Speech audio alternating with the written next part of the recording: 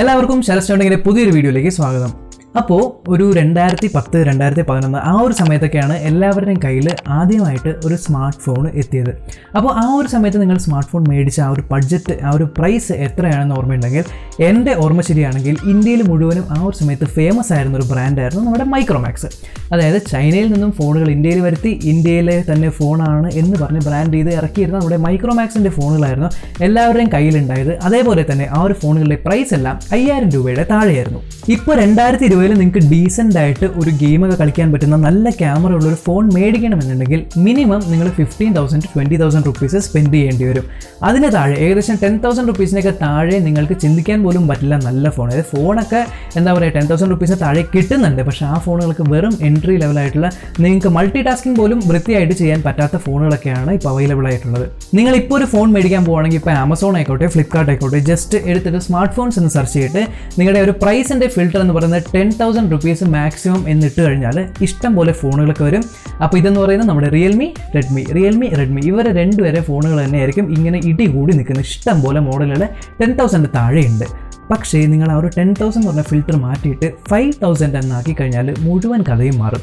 5,000 താഴെ നിങ്ങളൊരു smart phone നോക്കുകയാണെങ്കിൽ ഈ ലോകത്ത് നിങ്ങൾ കേൾക്കാത്ത എല്ലാ കമ്പനികളുടെയും സ്മാർട്ട് ഫോണുകൾ വരും. ഇപ്പോൾ റിയൽമി പ്രതീക്ഷിച്ച് നമ്മൾ അവിടെ പോകുമ്പോൾ കിട്ടുന്നത് റിംഗ്മി, മോട്ടോ പ്രതീക്ഷിച്ച് പോകുമ്പോൾ അവിടെ കിട്ടുന്നത് വോട്ടോ, അതേപോലെ ഐഫോൺ പ്രതീക്ഷിച്ച് പോകുമ്പോൾ നിങ്ങൾക്ക് കിട്ടുന്നത് ഐടെൽ, അതേപോലെ ഐ സ്മാർട്ട്, ലിച്ചി, നിബ്രു, ഇങ്ങനത്തെ ഇഷ്ടം പോലെ കമ്പനികളുടെ ഫോണുകളാണ് കിട്ടുന്നത്. എന്നാൽ ഇതിൽ ഏതെങ്കിലും ഒരു ഫോൺ മേടിച്ചിട്ട് ആ ഒരു ഫോൺ റിവ്യൂ ചെയ്ത് ആൾക്കാർക്ക് 5,000 റുപ്പീസ് താഴെ നല്ലൊരു ഫോൺ എന്ന് പറയാനായിട്ടൊരു ഫോൺ മേടിച്ചാൽ ഒന്നില്ലേ ആ ഒരു ഫോൺ ഓണാവില്ല. ഓണായി കഴിഞ്ഞാൽ അതിൻ്റെ ഡിസ്പ്ലേ കംപ്ലൈൻ്റ് ആയിരിക്കും. ഡിസ്പ്ലേ കംപ്ലൈൻ്റ് അല്ലെങ്കിൽ ടച്ച് വർക്ക് ചെയ്യില്ല.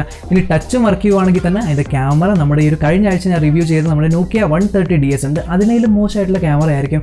ഇനി ഇതെല്ലാം തന്നെ ശരിയായിട്ടാണെങ്കിൽ ഈ ഒരു ഫോൺ ചാർജർ കുത്തുമ്പോൾ മാത്രമേ ഓൺ ആവുള്ളൂ. സോ അത്ര പരിതാപകരമായിട്ടുള്ളൊരു അവസ്ഥയാണ് 5,000 റുപ്പീസ് താഴെ നിങ്ങളൊരു സ്മാർട്ട് ഫോൺ തപ്പിപ്പോയാൽ. ടെക്നോളജി വളർന്നുകൊണ്ട് സ്മാർട്ട് ഫോൺസിൻ്റെ പ്രൈസ് കൂടി വരുവാണെങ്കിലും നമ്മളുടെ പോക്കറ്റിലേക്ക് വരുന്ന കാശ് എന്ന് പറയുന്നത്, നമ്മൾ 2011-2012 ഒക്കെ ഒരു സ്മാർട്ട് ഫോൺ മേടിച്ചപ്പോൾ ആ സമയത്ത് നമ്മൾക്ക് എത്ര രൂപയുണ്ടായിരുന്നു ആ ഒരു സെയിം എമൗണ്ട് മാത്രമേ ഇപ്പോഴും ഇന്ത്യയിൽ മിക്കവരെയും ഗ്രോസ് സാലറി ഉള്ളൂ. അതുകൊണ്ട് തന്നെ നമ്മുടെ കയ്യിലുള്ള റവന്യൂ കൂടാത്തതുകൊണ്ട് തന്നെ എല്ലാവരും 5,000 റുപ്പീസിന് താഴെ ഒരു സ്മാർട്ട് ഫോൺ മേടിക്കാൻ പോകുമ്പോൾ അവസാനം ചെന്ന് മേടിക്കുന്നത് ഒരു ഫീച്ചർ ഫോൺ ആയിരിക്കും. അപ്പോൾ സ്മാർട്ട് ഫോൺ എന്നുള്ളത് ഇഷ്ടംപോലെ പേരുടെ സ്വപ്നമാണ് ഇപ്പോഴും. അതുകൊണ്ട് തന്നെ കുറേ ആൾക്കാർ ഇപ്പോഴും 2G നെറ്റ്വർക്കിൽ തന്നെയാണ്. അവർക്ക് 3G പോലും അപ്ഗ്രേഡ് ചെയ്യാൻ പറ്റാത്തൊരവസ്ഥയിൽ നിൽക്കുവാണ്. അപ്പോൾ ഇത്രമാത്രം വെറുത്തും ഇത്രമാത്രം വാല്യൂം ഇത്രമാത്രം ജനങ്ങളുടെ നിന്ന് സപ്പോർട്ടുള്ള നമ്മുടെ ജിയോ പോലത്തെ കമ്പനി സ്മാർട്ട് ഫോൺസ് ഇറക്കുന്നുണ്ട് എന്നും, അപ്പോൾ ജിയോ ഫോൺ 3 എന്ന് പറഞ്ഞ ഫോൺ നല്ല അടിപൊളി സ്മാർട്ട് ഫോൺ ആയിരിക്കും. ഇപ്പോൾ ചില ഇന്ത്യക്കാരൊക്കെ വീഡിയോ കണ്ടാൽ അതിൽ 100-200 മെഗാ പിക്സൽ DSLR ക്യാമറയൊക്കെ ഉണ്ട് എന്നുള്ള രീതിയിലൊക്കെ വീഡിയോസ് ഒക്കെ ഇടുന്നുണ്ട്. പക്ഷേ ഇതുവരെയും നമ്മുടെ ഈ ഒരു ജിയോ കമ്പനി നമ്മുടെ സ്മാർട്ട് ഫോൺസിൻ്റെ ഏരിയയിലേക്ക് കാല് വെച്ച് കഴിഞ്ഞാൽ നമ്മുടെ പോക്കോയും റെഡ്മി, ഷവോമി ഇങ്ങനത്തെ ഫോണുകൾക്കൊക്കെ വളരെ നല്ലൊരു കോമ്പറ്റീഷൻ ആയിരിക്കും. പക്ഷേ എന്തുകൊണ്ടാണ് ഇപ്പോഴും ഇറങ്ങാത്തത്? അതിൻ്റെ ആൻസർ എന്താണെന്ന് വെച്ചാൽ, ജിയോയുടെ പ്രധാന ഉദ്ദേശം എന്ന് പറയുന്നത് ഇന്ത്യനെ 2G മുക്താക്കണം. അതായത് 2G ഇന്ത്യയിൽ ഇനി വേണ്ട, അങ്ങനെ 2G നെറ്റ്വർക്ക് ഇല്ലാത്തൊരു കൺട്രി ആയിട്ട് മാറ്റണം, അത് എല്ലാവരും 4G നെറ്റ്വർക്ക് യൂസ് ചെയ്യണം എന്നുള്ളൊരു പ്ലാനിലാണ് നമ്മുടെ ജിയോ. അപ്പോൾ ഫീച്ചർ ഫോൺസ് യൂസ് ചെയ്യുന്ന 5,000 റുപ്പീസിന് താഴെ ബഡ്ജറ്റുള്ള ആൾക്കാരുടെ കയ്യിൽ നിന്നും ഫീച്ചർ ഫോൺ മാറ്റി ഒരു സ്മാർട്ട് ഫോൺ ആക്കണമെങ്കിൽ ആകെ ചെയ്യാൻ പറ്റുന്ന ഒരു കാര്യം എന്ന് പറയുന്നത് സ്മാർട്ട് ഫോൺസിൻ്റെ പ്രൈസ് കുറയ്ക്കണം. സ്മാർട്ട് ഫോൺസ് നമുക്ക് 5,000 റുപ്പീസിന് താഴെ അവൈലബിൾ ആക്കണം. ഇപ്പോൾ ഇന്ത്യയിൽ സംഭവിക്കുന്നത് വെച്ചാൽ ഇഷ്ടംപോലെ കൺട്രികളിൽ ഇതേപോലെ കമ്പനീസ് ഉണ്ട് ഫോൺ മാനുഫാക്ചറിങ്. ഇപ്പോൾ റെഡ്മി ആയിക്കോട്ടെ, റിയൽമി ആയിക്കോട്ടെ, ഇതെല്ലാം ബേസ് ചൈനയിലാണ്. എന്നാൽ ഈ ഒരു കമ്പോണൻസ് എല്ലാം അവിടെ നിന്നും ഇന്ത്യയിലേക്ക് ഇമ്പോർട്ട് ചെയ്ത് ഇന്ത്യയിൽ മാനുഫാക്ചറിങ് യൂണിറ്റ്സ് വെച്ച് ജസ്റ്റ് അസംബിൾ ചെയ്തിട്ടാണ് ഇപ്പോൾ ഇന്ത്യയിലെല്ലാം സെയിൽ ആവുന്നത്. അതുകൊണ്ട് തന്നെ പ്രോസറിനായിക്കോട്ടെ, ക്യാമറയ്ക്കായിക്കോട്ടെ, അതിൻ്റെ ഒരു ബ്രാൻഡിങ്ങിനായിക്കോട്ടെ, എല്ലാത്തിനും നമ്മുടെ ഇന്ത്യയിൽ നിന്നും ജനറേറ്റ് ആവുന്ന റവന്യൂടെ കുറേ അധികം പൈസ അവർക്ക് തിരിച്ചു കൊടുക്കേണ്ടി വരുന്നു. അതുകൊണ്ട് തന്നെയാണ് ഏകദേശം 10,000 റുപ്പീസ് മാത്രം മാനുഫാക്ചറിങ് കോസ്റ്റ് വരുന്ന ഫോണുകൾക്കെല്ലാം ഇന്ത്യയിൽ ചിലപ്പോൾ 15,000 20,000 റുപ്പീസ് നമ്മൾ കൊടുത്ത് മേടിക്കേണ്ടി വരും. അപ്പോൾ ജിയോ ഈ ഒരു സ്മാർട്ട് ഫോൺ മാർക്കറ്റിലേക്ക് എടുത്ത് ചാടി ഒരു 15,000 റുപ്പീസ് താഴെ ഒരു ഫോൺ ഇറക്കിയിട്ട് അങ്ങനെ ഒരു മാർക്കറ്റ് കീഴടക്കാനുള്ള ഒരു പ്ലാനിലല്ല, അവർ കുറച്ചുകൂടി സ്ട്രാറ്റജിക്കലിയാണ് പ്ലാൻ ചെയ്യുന്നത്. ഇപ്പോൾ കുറച്ച് മാസങ്ങൾ മുന്നേ നമ്മുടെ ഗൂഗിളിൻ്റെ ഒരു അനൗൺസ്മെൻറ്റ് ഉണ്ടായി. ഇപ്പോൾ ആ ഒരു അനൗൺസ്മെൻറ്റ് പറഞ്ഞിരിക്കുന്നത് ഏകദേശം $4.5 ബില്യൺ ഗൂഗിൾ ജിയോയിൽ ഇൻവെസ്റ്റ് ചെയ്തിട്ടുണ്ട്. അതേസമയം ജിയോ ആണെങ്കിൽ ഇപ്പോൾ ഈ അടുത്തായിട്ട് നമ്മുടെ ക്വാൽകോം കമ്പനിയിൽ ഇൻവെസ്റ്റ് ചെയ്തിട്ടുണ്ട്, അതേപോലെ തന്നെ നമ്മുടെ ഫേസ്ബുക്കിലും ഇൻവെസ്റ്റ് ചെയ്തിട്ടുണ്ട്. അപ്പോൾ ഈ കാര്യങ്ങളെല്ലാം ടൈം ലൈൻ വെച്ച് നമ്മളൊന്ന് നോക്കുകയാണെങ്കിൽ ചെറിയ രീതിയിൽ നമുക്ക് ആ ഒരു പസിൽ ക്ലിയർ ആവുന്നുണ്ട്. അപ്പോൾ ജിയോയുടെ പ്രധാന പ്ലാൻ എന്താണെന്ന് വെച്ചാൽ, ഇപ്പോൾ കഴിഞ്ഞ ആഴ്ച ജിയോ എന്ത് ചെയ്യുമെന്ന് വെച്ചാൽ നമ്മുടെ പഴയ സ്മാർട്ട് ഫോൺ ബ്രാൻഡ്സായ നമ്മുടെ ഇന്ത്യൻ ബ്രാൻഡ്സ് ആയിട്ടുള്ള നമ്മുടെ ലാവയും അതേപോലെ നമ്മളെല്ലാവരും മറന്ന കാർബണും ഇങ്ങനത്തെ ആൾക്കാരോടൊക്കെ നമ്മുടെ ജിയോ അപ്രോച്ച് ചെയ്തിട്ട് പറഞ്ഞിരിക്കുവാണ് അടുത്ത 2 വർഷത്തിൽ നമുക്ക് ഏകദേശം 200 billion units of phones manufacture ചെയ്യണം. അതുകൊണ്ട് തന്നെ നിങ്ങളുടെ കമ്പനിയൊക്കെ ഒന്ന് പൊടിയൊക്കെ തട്ടി നിങ്ങളുടെ മാനുഫാക്ചറിങ് യൂണിറ്റൊക്കെ ഒന്ന് റെഡിയാക്കി വെക്കാനായിട്ട് നമ്മുടെ ജിയോ പറഞ്ഞിട്ടുണ്ട്. സോ ഫോൺ മാനുഫാക്ചർ ചെയ്യാനായിട്ട് ഇന്ത്യയിൽ തന്നെ നമ്മുടെ ഇന്ത്യയുടെ സ്വന്തം കമ്പനീസിനെ കണ്ടുപിടിച്ചു. ഇന്ത്യയിൽ തന്നെ മിഷനറിയും കാര്യങ്ങളൊക്കെ സെറ്റപ്പ് ആക്കി.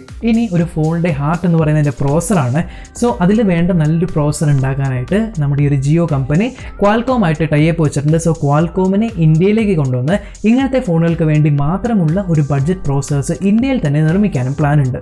അതേപോലെ ഫേസ്ബുക്ക് ആയിട്ട് ടൈപ്പ് ഉള്ളതുകൊണ്ട് തന്നെ ഫേസ്ബുക്കും വാട്സപ്പും ഇൻസ്റ്റാഗ്രാമും എല്ലാം ഈ ഒരു ഫോണുകളിൽ വരും. പിന്നെ ഗൂഗിൾ ആയിട്ടുള്ള പ്രധാന ടൈപ്പോട് കൂടി സ്റ്റോക്ക് ആൻഡ്രോയിഡ് എക്സ്പീരിയൻസും ഈ ഒരു ഫോണിലേക്ക് വരും. സോ നമ്മുടെ ഹാർഡ്വെയർ റെഡിയായി, പ്രോസർ റെഡിയായി, അതേപോലെ സോഫ്റ്റ്വെയറും റെഡിയായി.